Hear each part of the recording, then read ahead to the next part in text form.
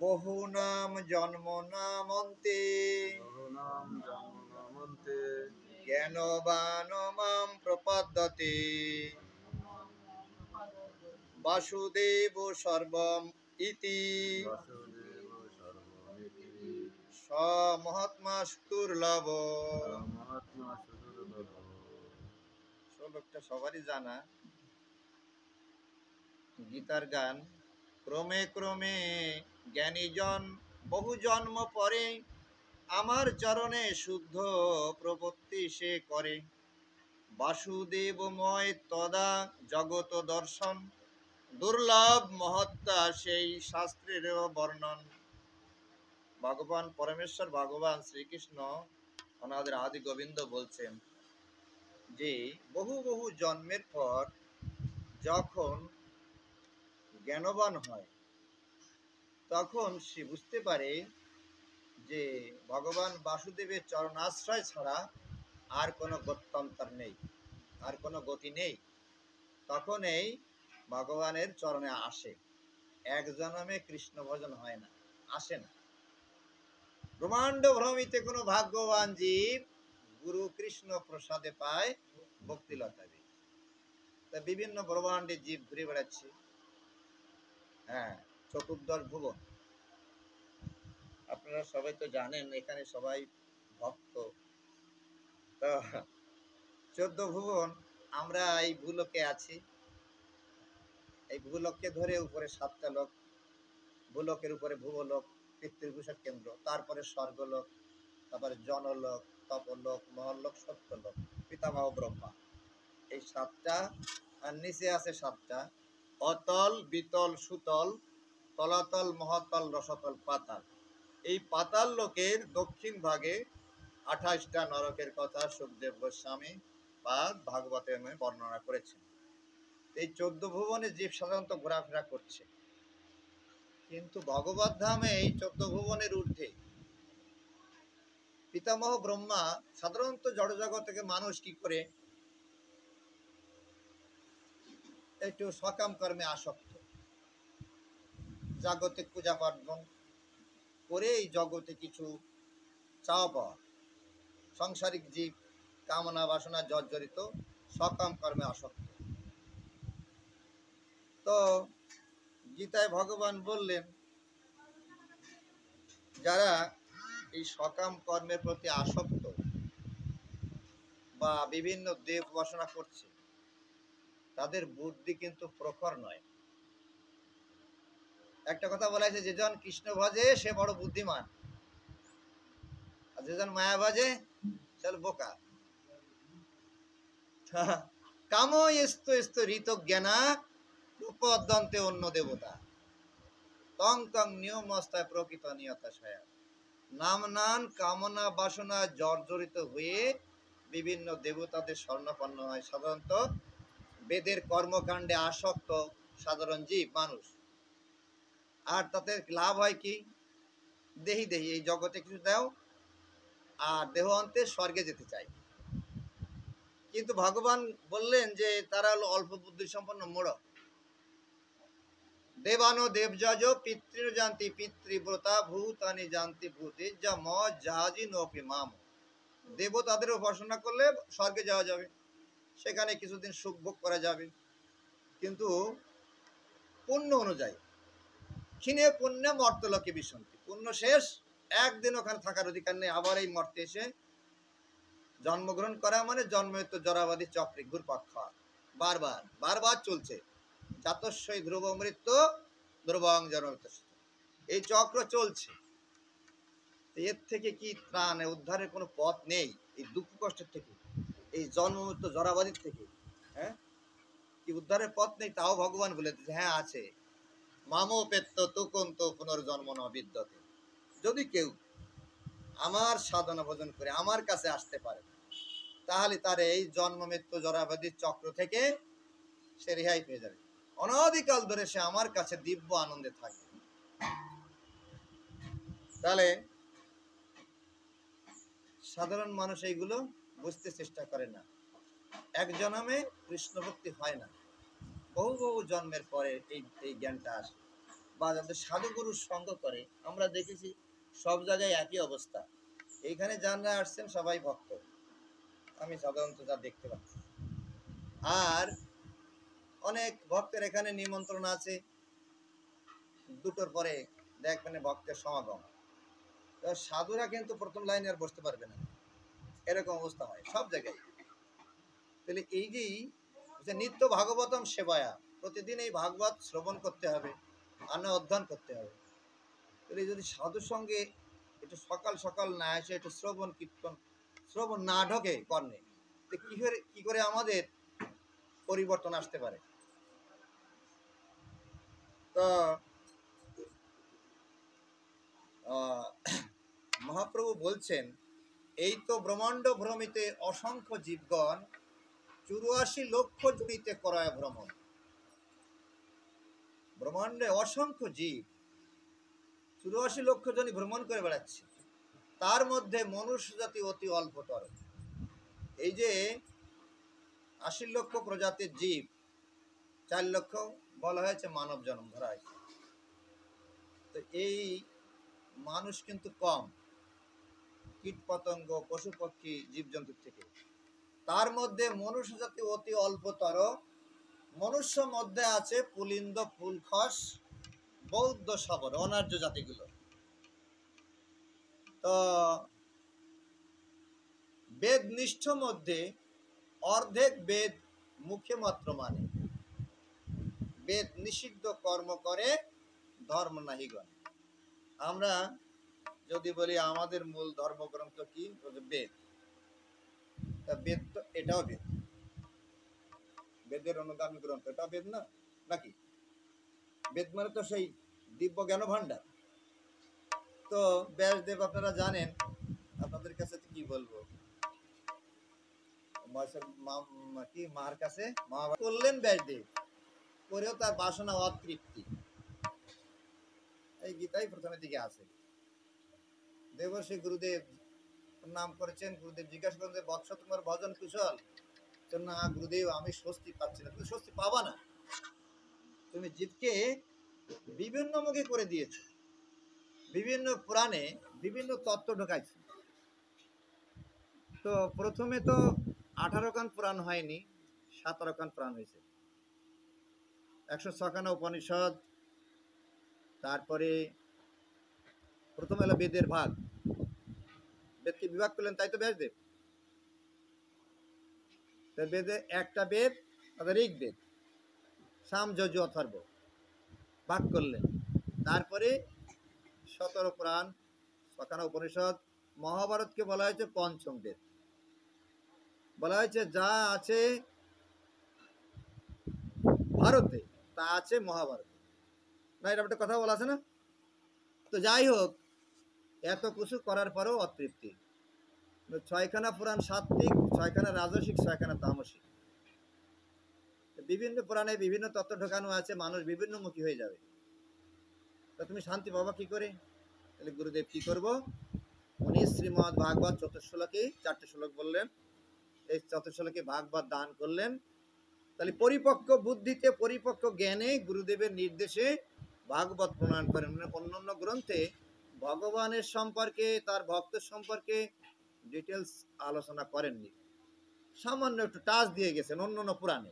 তাহলে ভগবানের গুণকীর্তন নিয়ে এবং তার ভক্তের গুণকীর্তন নিয়ে তারপরে শ্রীমদ্ ভাগবত প্রণয়ন করেন। অমল পুরাণ, সমস্ত পুরাণের সার অতি সার নির্যাস। হ্যাঁ, এই গীতায় তো শুধু একটা যোগ থাকলেই হতো, ভক্তি যোগ। তো জ্ঞান যোগ, ধ্যান যোগ, কর্মযোগ, সন্ন্যাস যোগ ইত্যাদি ইত্যাদি করে এত যোগের কথা। তো বিভিন্ন পুরাণেও যেভাবে বলা আছে সেইভাবেও ভগবান এই গীতা প্রণয়ন করেছেন। মহাভারতের ভীষ্ম পর্বে এই গীতার কথোপকথন, সেই যুদ্ধক্ষেত্রে ভগবান যখন অর্জুনকে নিয়ে গেলেন রথ চালিয়ে, তা আমি দুই পক্ষের মধ্যে যে কাদের সঙ্গে যুদ্ধ করবো দেখি, দেখ আপন জন আর যুদ্ধ করবা। তারপর তো এই ভগবান এই গীতার জ্ঞান দিলেন। তো এটা হচ্ছে মহাপর্বতের ভীষ্ম পর্বে এই গীতার জ্ঞান। তা বেদ, বেদ নিষ্ঠ মধ্যে অর্ধেক বেদ মুখে মাত্র মানে। যদি বলা হয়, আপনারা তো সবাই গীতা মানেন বা গীতার অনুযায়ী চলেন, কিন্তু সাধারণ জনরা আছেন তাদের বললে যে গীতা মানো, তাও হয়তো 90% বলবে মানি। আবার 90% বললাম কেন, আরো 9-10% আছে তারা মানে না। তো কারণ কারণ কি, আমাদের পাশের গ্রাম ধোপাকলা গ্রাম, সেইখানে এক ব্যক্তি দেহ রাখিছে, মালা টালা জপ করতো, একাদশী করতো, শুদ্ধ সৎ ছিল না। দেহ রাখলে তো ওই তুলসী তলায় নিয়ে রাখিছে, ছোটকে তাই করা হয় আর কি, ওই নিয়ে বুকির পরে রাখিছে। তা পাশের একজন আসছে, এসে বলছে বুকির পরে কি রাখিস, সে কিন্তু জানে বুকির পরে গীতা রাখিছে। এ বুকির পরে কি রাখিছিস? বলে গীতা। আরে গীতা রাখিছিস কেন? গীতার বাপ তা রাখতে পারিস নাই? বুঝেন? তাহলে তাহলে সবাই কিন্তু গীতা মানে না। এই জন্য বললাম 90% লোক গীতা মানে। তো মানলেও এই গীতায় ভগবান যা নির্দেশ করেছে তা পালন করে মুষ্টিমেয় সামান্য কিছু লোক, ভক্ত। তা ভগবান বলছেন গীতায়, সবার জানা কি, যজ্ঞ শিষ্ট সন্ত মুচ্ছন্তে সর্বকে বলে সেই যজ্ঞ অবশিষ্ট অন্ন। এখানে যে রান্না হচ্ছে, ভগবানের ভোগ লাগলে সে যজ্ঞ অবশিষ্ট প্রসাদ, তখন যখন সেই অন্যান্য ভগবত পার্শ্বদের দেওয়া হবে তখন হবে মহাপ্রসাদ। তাই পেলে জীব পাপ মুক্ত হয়। আর সাধারণত যারা গৃহে রান্না করে প্রতিদিন আহার করছে, তারা কি ভগবানের জন্য রান্না করছে? সাধারণ না। তারা বলছে যে মা রান্না করছে যে আমার স্বামী খাবে, আমার শ্বশুর শাশুড়ি, আমার সন্তান, আমিও পাবো, ইত্যাদি ইত্যাদি। তাহলে প্রতি গ্রাসে গ্রাসে পাপ ভক্ষণ করছে। তো গীতা পাঠ করছে বা শুনছে, কিন্তু কাজ হচ্ছে না, তাই না? বেদ নিষিদ্ধ কর্ম করে ধর্ম নাহি গণে। কি দেয়া যাবে ভগবানকে, তাও ভগবান বলে দিছে, যত করসি যত সন্ন্যাসী যজুহসি দদাসি যত যত তপস্যাসী কৌন্ত ততক্রুশ মদর্পণম। যা কিছু দান করো, হোম করো, যজ্ঞ করো, আহার করো, হ্যাঁ, সমস্ত কিছু আমাতে সমর্পণ করো। মন মনা ভব, তুমি সবসময় আমার কথা চিন্তা করো, ভাবো। মদ ভক্ত, তুমি জয়মার ভক্ত হও, তুমি শিব ঠাকুরের ভক্ত হও না, মদ ভক্ত। ভগবান বলছে মদ ভক্ত, মদ যাজিমাং নমস্কার, আমার সেবা পূজা করো, আমাকে নমস্কার করো। চূড়ান্ত কথা 18 অধ্যায় 6 নম্বর শ্লোক, সর্বধর্মনং পরিত্যাজ্য। তুমি যাকে ধর্ম বলছো, সংসার ধর্ম বড় ধর্ম বলছে না, সংসার ধর্ম বড় ধর্ম, মানে কোন সংসার? কৃষ্ণের সংসার করো, ছাড়িয়া অনাচার, সেই সংসার করতে বলছে। তাহলে ঠিক আছে, তাই না? দান ধর্ম, কাউকে দান করছে, বলছে ধর্ম করছি। হ্যাঁ, সেবা ধর্ম, সমাজ ধর্ম। তো বৃন্দাবন দাস ঠাকুর ব্যাসাবতার, উনি চৈতন্য ভাগবতে বলছেন, পৃথিবীতে ধর্মের নামে যা কিছু চলে, ভাগবত কহে তাহা পরিপূর্ণ ছলে। এই সমস্ত ছল না, ছল ধর্ম। ধর্মটা কি? ধর্ম হচ্ছে সাক্ষাৎ ভগবত প্রণীত, আমি ভগবানের দেওয়া এই আইন যারা পালন করছে, মানছে, সেইটাই ধর্ম। তাই ভগবান লাস্টে বললেন সর্বধর্ম, ওই তথাকথিত যে ধর্ম পরিত্যাজ্য মাম একং, একমাত্র ভগবান বলছে আমাকে, আমার শরণাপন্ন হও। আমি কথা দিচ্ছি, অহং তাং সর্ব পাপের মোক্ষয়িষ্যামি, আমি তোমাকে সমস্ত পাপ থেকে মুক্ত করব। কেউ কি পারে? অন্য কেউ কি পারে? পিতা মাতা থেকে শুরু করে দেবদেবী যা তো আছে, কেউ কি মুক্ত করার অধিকার রাখে? কেউ কিন্তু মুক্ত করার অধিকার নেই। তারাই মুক্ত না, তা মুক্ত হবে কি করে? হ্যাঁ, আমরা মনে করি যে দেবতারা হয়তো অমৃত পান করে অমর হয়ে গেছে। না, অমৃত পান করে একটা শক্তিশালী হতে পারে, অমর নয়। ব্রহ্মারও মৃত্যু আছে। হ্যাঁ, হিরণ্যকশিপু যখন কায়দা করে বর চাইছিল যে আমাকে অমরত্ব বর দাও, ব্রহ্মা তপস্যা করে, কঠিন তপস্যা করছে, তো ব্রহ্মা বলছে আমি ব্রহ্মা, আমারও তো একদিন মৃত্যু হবে, অমরত্ব বর তোমাকে কেমন করে দেবো? কিন্তু দেওয়া সম্ভব না। খুব চতুর্থ, সব কৌশল করে বর চাইছে, তাহলে অমরত্ব বর দেওয়া যাবে না, এ সম্ভব না। তো ব্রহ্মার আয়ু এখন কত চলে প্রভু? 50 বছর। তাহলে আরো 50 বছর ব্রহ্মা বাঁচবেন। ইতিমধ্যে 50 বছর পার হয়ে গেছে, কিন্তু ব্রহ্মার 50 বছর। প্রত্যেক জীব কলিতে, এই কলি যুগে 100 বছর আয়ু ধরা হচ্ছে প্রত্যেক জীবের। মানুষের 100 বছর ধরা হচ্ছে, একটা পিপিলিকা, একটা মশা 100 বছর বাঁচে, একটা কুকুর 100 বছর। হ্যাঁ, পিতামহ ব্রহ্মারও 100 বছর, দেবতাদেরও 100 বছর। কিন্তু এই 100 বছরের ভিতরে এবার তারতম্য আছে। আমাদের 1 বছরে, দেবতাদের 1 দিন। আমাদের 1 বছর 365 দিন, আর দেবতাদের 1 দিন। ওই হিসাবে দেবলোকে 100 বছর আয়ু, দেবতাদেরও মৃত্যু হবে। আর ব্রহ্মার আয়ু 71 চতুর্যুগে ব্রহ্মার 1 মন্বন্তর, 14 মন্বন্তর ব্রহ্মার দিবস ভিতর। ব্রহ্মার 1 দিনে 14 জন মনু রাজত্ব করে। আর বর্তমান যে মনু রাজত্বে আমরা বাস করি, কোন মনু রাজত্বে বাস করি প্রভু? বৈবস্বত মনু। হ্যাঁ, যারা শাস্ত্র অধ্যয়ন করে জানে, এখানে পণ্ডিত ব্যক্তি আছে।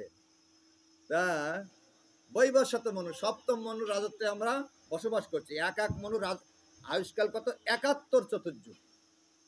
হ্যাঁ, তাহলে ব্রহ্মার 1 দিনে 71, মানে 14 জন মনু রাজত্ব করছে। তাহলে বোঝা যায় যে ব্রহ্মার আয়ু কিরকম। তাই সেই ব্রহ্মার 50 বছর পার হয়ে গেছে। তখন হিরণ্যকশিপু বুদ্ধি করে বর নিল, তাহলে আমি দিনে মরব না, আমি রাত্রে মরব না, আমি ঘরের ভিতরে মরব না, ঘরের বাইরেও মরব না, আমি মাটিতে মরব না, আমি শূন্যে মরব না, আমি কোনো পশুর হাতে মরব না, কোনো মানুষের হাতে মরব না, হ্যাঁ, কোনো অস্ত্রে মরব না। তো ব্রহ্মা বললেন তথাস্তু। ও মনে করলো কি, আমার আর মারবে কি করে? তাহলে ব্রহ্মার বর কিন্তু ঠিক রাখিছেন ভগবান, তাই না? রাখিছেন না, ঘরেও না বাইরেও না, ঠিক মিডিল পয়েন্টে। আমরা তাদেরকে সাইসে বলি, দিনেও না রাতেও না, ঠিক সন্ধ্যাবেলায়। মাটিতেও না, শূন্যেও না, উরুর উপর। কোনো পশুর হাতে না, কোনো মানুষের হাতে না, না পশু না মানুষ, অর্ধেক মানুষ আর অর্ধেক সিংহ, তাই না? কোনো অস্ত্রে মরবে না, এই জন্য তো। তাহলে ব্রহ্মা সেই বড় অক্ষরে অক্ষরে ভগবান পালন করেছেন, তাই না? তো বেদ বেদ নিষ্ঠ মধ্যে অর্ধেক বেদ মুখে মাত্র, মানে বেদে বলছে কোনো প্রাণীকে হত্যা করা যাবে না, তাই না? আছে নাকি বেদে প্রাণী হত্যা করা? পুরাণে কিছু আছে, বলি টলির কথা আছে পুরাণে, বলির যোগ্য টলির কথা। কিন্তু মহাপ্রভুকে প্রশ্ন করছে, আপনাদের জানা জিনিস যে মহাপ্রভু এই সংকীর্তন যজ্ঞে যখন বাধা দিছিল চাঁদ কাজী, তো চাঁদ কাজীর আদৌ ইচ্ছা ছিল না ওই যে জাত কাঠ, একটা কুঠার আমরা বানায় নিয়ে আসি, ওই কুঠার দিয়ে আপনি মোটা একটা গাছ কি কেটে বলতে পারেন? পারবেন না। হয়তো 1 ইঞ্চি, 1.5 ইঞ্চি, 2 ইঞ্চি, 5 ইঞ্চি কাটতে পারেন। বিশাল একটা বড় গাছ, শক্ত গাছ, কুঠার দিয়ে কাটা যায় না। ওই যে একটা কাঠ ছোট ভিতরে ঢোকাতে হয় আষাঢ়ি, এইবারে আপনি জমাজম কুপাতে পারবেন। তা আমাদের সনাতন ধর্মের কিছু কিছু তৎকালীন যে ব্রাহ্মণ সমাজরা, তারা বারবার যে চাঁদ কাজীকে বিরক্ত করতে লাগলো, যে নিমাই পণ্ডিত বড় বাড়াবাড়ি শুরু করেছে, এ দল বল নিয়ে রাত নেই দিন নেই উচ্চস্বরে চিৎকার করছে, আমাদের ভগবান এই হৃদয়ে ঘুমায় থাকে, তা তিনি তো রাগ হবে, ক্রোধ হবে, জেগে যাবে, জেগে যে ক্রোধ হলে তো অনাবৃষ্টি হবে, দুর্ভিক্ষ হবে, আপনি দমন করুন। আমরা ওর ওই সাঙ্গপাঙ্গের চিৎকারে, হই হুল্লায় আমরা ঘুমাতেও পারি না। হ্যাঁ, বারবার যে হিন্দু সমাজের লোক, ব্রাহ্মণ সমাজের লোক চাঁদ কাজীকে বিরক্ত করতে লাগলো। পরে দেখলো যে ঠিক আছে, যাও, লোক পাঠা দিল। খোলভাঙার ডাঙ্গা এখনো লেখা আছে, তাই না? ওরা যে ভক্তদের আঘাত করলো, মৃদঙ্গ টঙ্গ ভেঙে দিল। তখন কিন্তু ভক্তরা বললো যে প্রভু, আমরা এই যেখান থেকে পালাই, অন্য কোথায় চলে যাই, আর নয় আমরা ঘরে বসে চুপচাপি করি, উচ্চস্বরে করার দরকার নেই। তা মহাপ্রভু বললেন ঠিক আছে, তোমরা আজ সন্ধ্যাবেলায় আমার কুটিরে আসো, আমি দেখতেছি কি করা যায়। যার যা আছে, কি আছে, খোল করতাল তো ভেঙে ফেলেছে, আর যা আছে তাই নিয়ে চলে আসে। দেখে গেল হ্যাঁ লক্ষাধিক লোকের সমাগম। এখন এখানে প্রশ্ন হতে পারে 500 বছর আগে মহাপ্রভুর ডাকে নবদ্বীপে কি 1 লক্ষ লোক কোথা থেকে আসলো? আমরা তো শুনে থাকি বেদে নাকি 33 জন দেবতার কথা আছে, পুরাণে নাকি 33 কোটি দেবতার কথা আছে।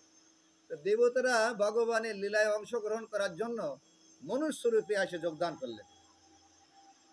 এবং সবসময় কিন্তু ভক্তদের একটা গ্রুপ থাকে, সব যুগে ছিল। তো যারা পাষণ্ড, যখন মহাপ্রভু মালতী ফুলের মালা সেই জানু পর্যন্ত ঝোলানো, তারপরে সেই তিলক রচনা, বাহুতে মালা ইত্যাদি ইত্যাদি, তো বলছে নিমাই পণ্ডিত তুমি আজকে খুব বিপদে পড়ে যাবা, আজকে তোমার অনেক লোক মারা যাবে, কাজে তোমার ওই মানে ভুবন মোহন রূপ দেখে ভুলবে না, কাজে তো মুসলমান ভুলবে না, আজকে তুমি বিপদে পড়ে যাবা। হ্যাঁ, তারাই মনে মনে এরকম বলতে লাগলো। আবার যারা ভক্ত তারা মহাপ্রভু বলেছেন যে সন্ধ্যাবেলায় নাম কীর্তন করতে করতে যাবেন এই পথ দিয়ে, তাই তাদের বাড়ির গৃহের সামনে কদলী বৃক্ষ রোপণ করেছেন। এবং মহাপ্রভু যখন সাঙ্গপাঙ্গ নিয়ে যাচ্ছেন, ফুল বাতাসা ইত্যাদি তারা মহাপ্রভু সেই সংকীর্তন দলে উপর নিক্ষেপ করতে লাগলো। এই করতে করতে যখন সেই কাজীপাড়ার দিকে গেল, তখন মুরারি গুপ্ত যিনি ছিলেন ত্রেতায় হনুমান, সেই হনুমানের প্রকাশ, তার গায়ে সেই হনুমানের শক্তি, লাফ দিয়ে একটা গাছের মোটা ডাল ভেঙে নিয়ে এসছে। মারো কাজী, মারো কাজী। এখন কাজীর আন্ডারে 50-60 জন সৈন্য ছিল। তৎকালীন হচ্ছে ঢাল, বল্লম, তরবারি, লাঠি ছোটাই। তা ওই যে খোল করতাল বাজ দিছে, তো কাজী বলছে কি এটা কি বিয়ের উৎসব না, তোমরা দেখো তো, না যেই ব্যঙ্গ করে বলতো, না ওই হিন্দুদের ভূতের কীর্তন, ব্যঙ্গ করে বলতো। তো ওই কিছু সংখ্যক লোক যে বললো যে না না এটা নিমাই পণ্ডিত দল এই দেখে আসছে, ওই সব সৈন্য পাঠা শিগগির ওটা রোধ করো। এখন 50-60 জন ওই ঢাল তরোয়াল নিয়ে লক্ষ লোকের সামনে যেয়ে কি করবে? ওরা কি করলো যে বিপদ তো, আমরা তো ফেসে যাব। ওরা হাতের অস্ত্রে ফেলে দিয়ে ওই সংক্ষিপ্ত দলে ওরাও ডুবে গেল। বলছে যাদের মুখে দাড়ি ছিল, মুসলমানরা দাড়ি রাখে, তারা মাথা অধবর্ধন করে রাখলো, কিন্তু ভক্তরা প্রেমানন্দে বিভোর, তাদের কোনো অসুবিধা হলো না। কিন্তু কাজীর বাড়ি পৌঁছে ফুল বাগান, কলা বাগান সব কিছু তস নস করে ফেলেছে ভক্তরা। মহাপ্রভু বলছে এই শান্ত হও, শান্ত হও, তোমরা থামো থামো। এই থামতে থামতে এদিকে কিন্তু ফিনিশ। আর কাজী যে ভয়তে কপাট দিয়ে ঘরের ভিতর লোকে আছে। তা মহাপ্রভু লোক পাঠাইছে, কাজীকে ডেকে নিয়ে আসেন। তা বলছে মহাপ্রভু আপনাকে ডাকছে, আপনি বেরিয়ে আসেন, আপনার ভয় নেই। তা কাজী তো কয়েকদিন আগে এই কাজ করেছে, তো খোল করতাল ভেঙে দিয়েছে, ভক্তদের আঘাত করেছে, অপরাধী, তাই ওই অপরাধীর মতো মাথা হাসে হেট করে দাঁড়াইছে। তো মহাপ্রভু বলছেন আমি আমার এই ভক্তদের নিয়ে আপনার বাড়িতে আসলাম, আমাদের একটু যত্ন খাতির করবেন, বসতে দিবেন, এ না করে আপনি ঘরের ভিতরে যে চুপচাপ লুকিয়েছেন, এ আপনার কেমন ব্যবহার? তখন চাঁদ কাজী একটু মাথা তুলে নিমাই পণ্ডিতের দিকে তাকাচ্ছে, দেখে যে মুখে কোনো ক্রোধ নেই, হাসি হাসি মাখা মুখ। তখন চাঁদ কাজী একটা চাল খাটা দিছে, বলছে নীলাম্বর চক্রবর্তী হয় মোর চাচা, দেহ সম্পর্ক থেকে গ্রাম্য সম্পর্ক সাচ্চা। দেহ সম্পর্ক থেকে গ্রাম্য সম্পর্ক বড়। মনে করেন আমার আত্মীয় স্বজন যারা দূরে দূরে আছে, কিন্তু আমার একটা আপদ বিপদ হলেই আমার বাড়ির পাড়ার করছি, তারা আগে আসবে না, তারা দূর থেকে আসবে, আসতে আসতে কয়েক ঘন্টা দেরি হবে। দেহ সম্পর্ক থেকে গ্রাম্য সম্পর্ক বড়, সাচ্চা, তাই বলছে। তা নীলাম্বর চক্রবর্তী হয় মোর চাচা, দেহ সম্পর্ক থেকে গ্রাম্য সম্পর্ক সাচ্চা, সে সম্পর্কে হও তুমি মোর ভাগনা। এই ভাগনা আমার বাড়ি না তো তোমার বাড়ি, বলো মামা বাড়ির আবদার, আমি আর তোমারে কি যত্ন করব? চাঁদ কাজী কথা মহাপ্রভু মেনে নিলেন, হ্যাঁ আমি ঠিক মেনে নিলাম, কারণ নীলাম্বর চক্রবর্তী সচিমার বাবা মহাপ্রভুর দাদু তাকে চাচা বলে ডাকতো, মুসলমানরা চাচা বলে। তা চাচার মেয়ে শচী তাহলে বোন হয়, চাঁদকাজির বোন হয়। আর শচীর ছেলে নিমাই তাহলে ভাগ্নে হয়। তাহলে সে সম্পর্কে হও তুমি মোর ভাগ্না। ভাগ্নে তো আমার বাড়ি না তোমার বাড়ি, তা আমি তোমাকে কি যত্ন করি। তা মহাপ্রভু ঠিক আছে মামা, আমি মেনে নিলাম। তা আমি তোমাকে দুটো প্রশ্ন জিজ্ঞাসা করতে চাইছি, বলো। তাহলে গাভী দুগ্ধ দান করে সেহ হয় মাতা, বৃষ শস্য উপজায় সেহ হয় পিতা, এই পিতা মাতা মারে খাও এ কোন ধর্ম। তো চাঁদকাজি বলছে, চাঁদকাজিও শাস্ত্রজ্ঞ কম না, বলছে একটা আছে প্রবৃত্তি মার্গ, একটা আছে নিবৃত্তি মার্গ। প্রবৃত্তি মার্গে গ্রহণ করা নির্দেশ আছে, যেমন আমাদের কোনো কোনো প্রাণে হয়তো বলির উল্লেখ আছে, তো ওইটা তো করেই তো সর্বনাশ হয়ে গেছে। তখন মানুষ অকাতরে এখন কসাইখানা খুলেছে না।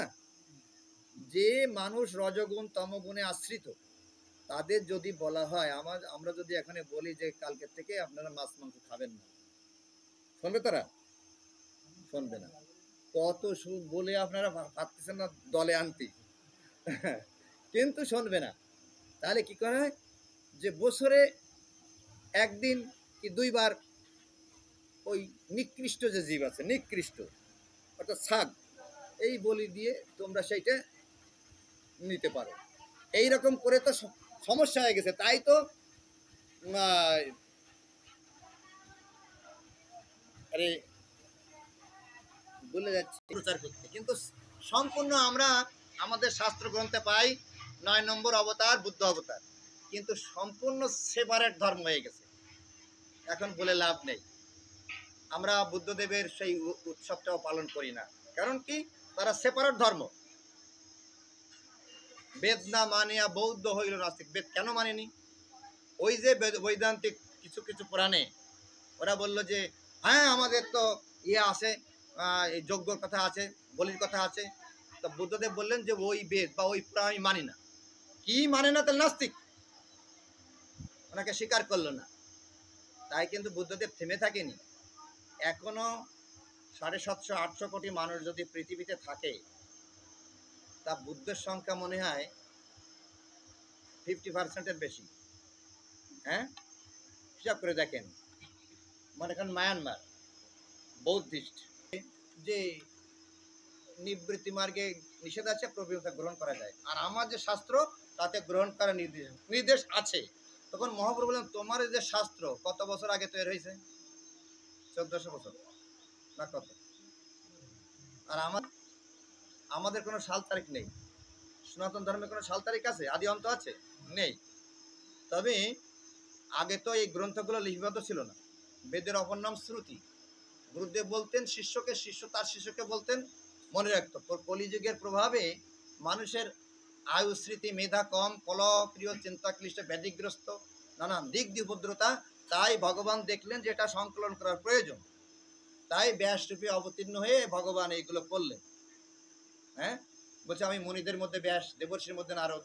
তাহলে ব্যাস ভগবানের সপ্ত আবেশ অবতার হয়ে এগুলো করছে কলিযুগে আমাদের জন্য। তাও তো অনেক প্রায় 5,500 বছর আগে গ্রন্থগুলো হয়েছে। তো মহাপ্রভু বলছেন যে তোমার গ্রন্থ তো এই সমসাময়িক। চাঁদকাজি তখন আর তার উত্তর দিতে পারে না। তো তখন চাঁদকাজি আবার মহাপ্রভুকে আর একটা প্রশ্ন করলেন, হ্যাঁ তোমার তো বেদে আছে গোবধের বাণী, অতএব গোহত্যা করে বড় বড় মুনি, গোমের যজ্ঞ ছিল। তো মহাপ্রভু তার তদুত্তরে কি বললেন, না, বেদে বলেছে কোনো প্রাণীকে, গরু তো দূরের কথা, হত্যা করা যাবে না। তবে হ্যাঁ, যদি তার উপকার করতে পারো তাহলে তাকে বধ করতে পারো। সে কেমন?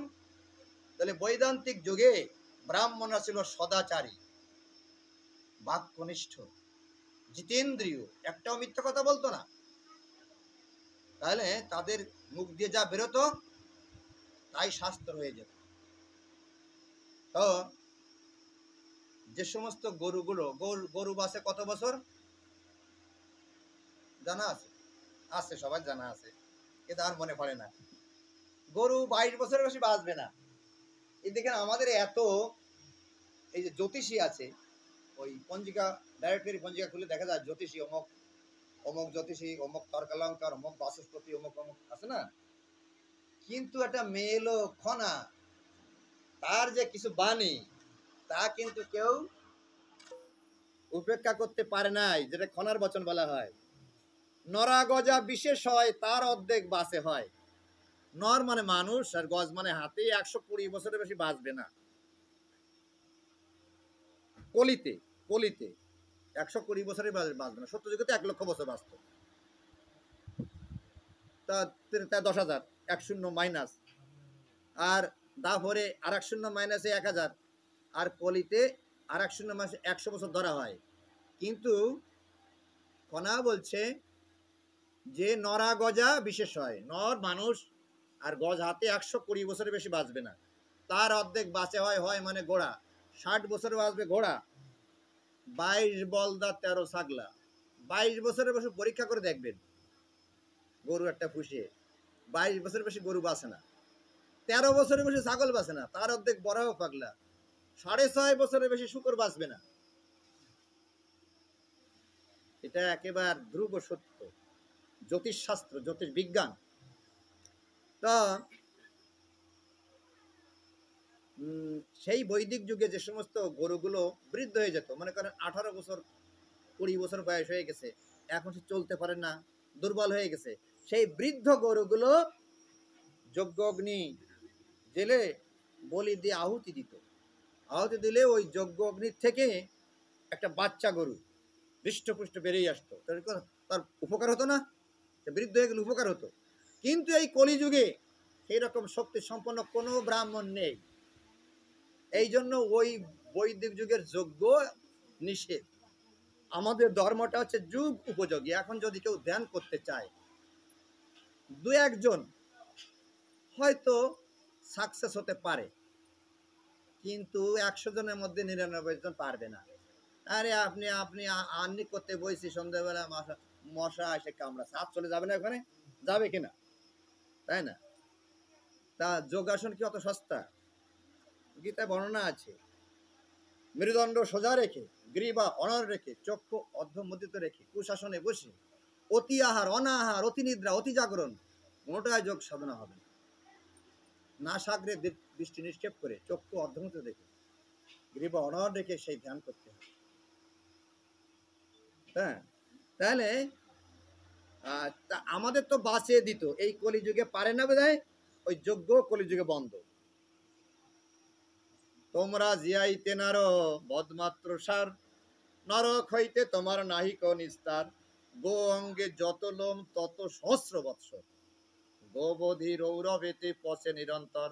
চাঁদ কাজে আর এর আর কোনো প্রতি উত্তর দিতে পারছেন না, ওইখানে থেমে গেছেন।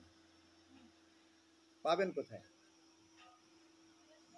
মহাপ্রভু এই বলছে, মামা আমি আর একটা প্রশ্ন তোমাকে জিজ্ঞাসা করি, এটা তো হয়ে গেল, তুমি আমার এই সংকীর্তনে বাধা দিছ, কিন্তু আমার মাঝে কদিন দিচ্ছ না, আবার ভবিষ্যতে কি সংকীর্তনে বাধা দিবা? তখন চাঁদ কাজী জিহ্বা কামড়ায় ধরছে, বলছেন না, তোমার সংকীর্তনে বাধা দেওয়ার আমার আদৌ ইচ্ছা ছিল না, কিন্তু তোমাদেরই সনাতন ধর্মের কিছু লোক বারবার এসে আমাকে উৎপাত বিরক্ত করতে লাগলো, তারপরে আমি এটা করেছি। আর যে রাত্রে আমার লোকজন যে এটা করেছিল, ওই রাত্রে দেখে এক নরসিংহ, ভগবান নৃসিংহদেব আমার বুকের উপর লাফায় পড়েছে, ঝাঁপায় পড়েছে, বলে ফাড়িমু তোর বুক মৃদঙ্গ বদলে, তুই এত সাহস, তুই আমার সংকীর্তনে আঘাত করিস, আমার মৃদঙ্গ ভাঙিস, ফাড়িমু তোর বুক, ওই হিরণ্যকশির মতন মৃদঙ্গ বদলে। তখন আমি ঠক করে কাঁপতে লাগলাম, কাজী বলছে ঠক করে কাঁপতে লাগলাম।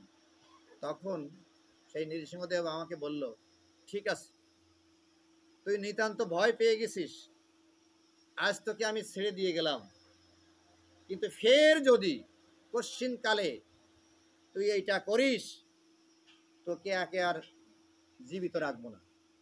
তারপরে গায়ের এই যে পোশাক তুলে চাঁদ কাজে দেখাচ্ছেন, সে নখের আঁচড় লেগে আছে। তো মহাপ্রভু তো কাছে কার্য সিদ্ধি করতো, তা যাই আপনি কি আর বাধা দেবেন? তা আমি তো দেব না, আমার বংশে আমি তালাক দিয়ে যাব। তালাক মানে কিরে, যেটা যে আমার বংশেরও কেউ দেবে না, যদি দেয় তৎক্ষণাৎ সে বংশচ্যুত হবে। তাহলে স্ট্যাম্প বেরিয়ে দিচ্ছেন, সই করেন, সই করে দিচ্ছেন। মহাপ্রভু হরিধ্বনি করে উঠছেন, সমস্ত পার্শ্বদরা হরিধ্বনি করছে, আর তো তোমাদের সমস্যা নেই, নির্বিঘ্নে তোমরা এখন করতে পারবো হরিনাম। চাঁদ কাজীও হরিনাম করতে করতে মহাপ্রভুর পিছে পিছে যাচ্ছে। তখন চাঁদ কাজীকে কি বলছেন, না মামা তুমি আমার সঙ্গে এসো না, তুমি গিরে ফিরে যাও। চাঁদ কাজী বৈষ্ণব হয়ে গেলেন। আপনাদের নবদ্বীপে অনেক ভক্তই গেছেন, চাঁদ কাজীর সমাধি দেখেছেন। সেখানে মহাপ্রভু চাঁদ কাজী পরবর্তীতে দেহ রাখলে ওই সমাধিতে নিজ হাতে একটা কাঠচাপা ফুল গাছ লাগাইছিল। সে 500 বছরের ফুল গাছ, বিশাল, পদ্মপিও আছে, কিন্তু একটা তেঁতুলের চারা আছে, কিন্তু ওইটা 500 বছরের না। লোকে বলে মামা ভাগ্নে, মামা ভাগ্নে, গ্রাম্য সম্পর্কে তো মামা, আর আসলে উনি মামা। এই চাঁদ কাজী কে ছিলেন? এই চাঁদ কাজী ছিলেন দাপর যুগে কংস মামা। সেই কংস মামা এসে চাঁদ কাজী এই কলিযুগে, বুঝলেন? তো ভগবান যতবার লীলা করতে আসেন তার নিত্য পার্শ্বদ আগে পাঠায় দেন, ক্ষেত্র তৈরি করে ভগবান আসেন, তাই তো? তা ভগবান কি প্রতিদিন আসেন? প্রতি যুগে যুগে আসেন? হ্যাঁ, ধর্ম সংস্থা করা সম্ভব যুগে। পরমেশ্বর ভগবান যুগে যুগে আসেন না। ব্রহ্মার একদিনে তিহ একবার অবতীর্ণ হইয়া করে প্রকট বিহার। অষ্টবিংশ চতুর্যুগ দাপরের শেষে ব্রজের গণস হয় কৃষ্ণের প্রভু। সত্য ত্রেতা দাপর কলি ঘুরছে, 4টে যুগ ঘুরছে। কলিযুগ কি শেষ হয়ে গেল? অনেকে মনে করে কলিযুগ কি শেষ হয়ে গেল? এই যে যুদ্ধ বিগ্রহ, এত কিছু হানাহানি মারামারি চলছে, অত সস্তা না কলিযুগ শেষ হওয়া। কলিযুগ কেবল শুরু হয়েছে। মহাপ্রভু কলির প্রথম সন্ধ্যায় আছে সন্ধিক্ষণে। তো কলিযুগের আয়ু হচ্ছে সব যুগের থেকে কম, 4,32,000 বছর। তো 5,500 বছর আপনি ধরে রাখতে পারেন। 5,500 একটু কিছু বেশি হয়তো হয়েছে সামান্য, তাহলে 4,26,500 বছর হয়েছে, এখন লক্ষ দ্বারে কাছেও যায়নি। তাই এই অবস্থা। আর প্রভুপাদ ভবিষ্যৎবাণী করেছে ইস্কনের জয়যাত্রা 10,000 বছর পর্যন্ত চলবে, খুব জোরদার ভাবে প্রচার হবে। তারপরে আবার ওই ইস্কন ওয়ার্কআপ আস্তে আস্তে প্রচার কমে যাবে। তখন কলিযুগের প্রভাবে আবার অনাচার পদাচার, হরে